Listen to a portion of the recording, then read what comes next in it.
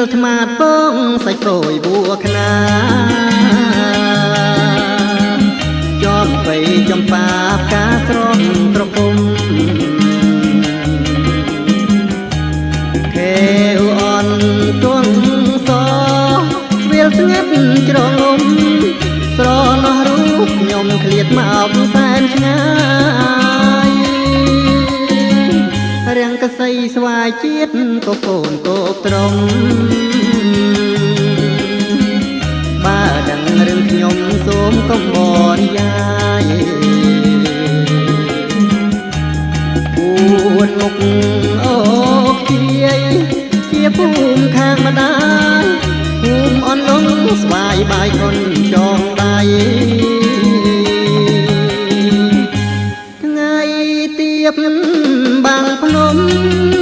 បានអនសាយសង